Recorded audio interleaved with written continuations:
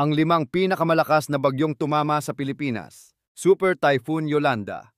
Noong Nobyembre 2013, tumama si Yolanda sa Pilipinas. Hangin na halos 315 kilometro bawat oras. Noong panahon na iyon, ito ang pinakamalakas na bagyong naitala sa kasaysayan ng mundo. Nang salpukin ng storm surge ang Tacloban, parang tsunami. Lahat ng dinaanan, tinangay. Mahigit 6,300 ang namatay at 75 bilyon ang halaga ng mga naging pinsala. Matapos ang unos, walang kuryente, walang tubig at libu-libong pamilya ang nawalan ng tahanan. Bagyong Uring.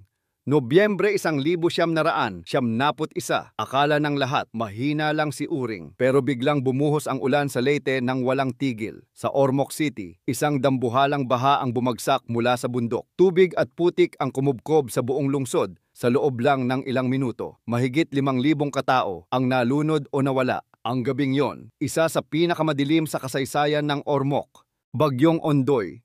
Setyembre 2000, walang makakalimot kay Ondoy. Sa loob ng 6 na oras, umulan ng halos isang buwang dami ng tubig, bumaha sa buong Metro Manila. Kotse, bahay, tulay, lahat lumubog. Maraming natrap sa bubong habang hinihintay ang tulong. 671 ang nasawi. 11 bilyon ang naging pinsala. Pero dito rin sumibol ang online bayanihan. Mga Pilipino, nagkakaisa kahit sa gitna ng baha. Bagyong Pablo.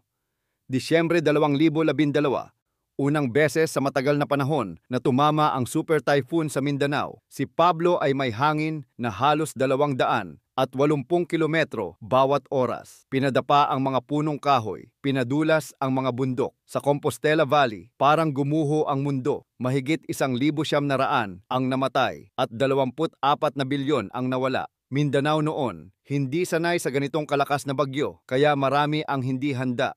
Bagyong Odette.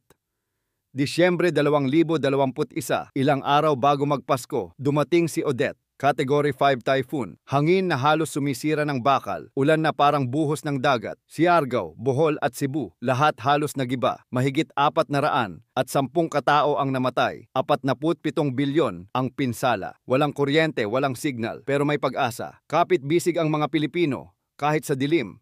Nasira ang mga bahay, nawala ang mga mahal sa buhay, pero hindi kailanman nawasak ang loob ng Pilipino.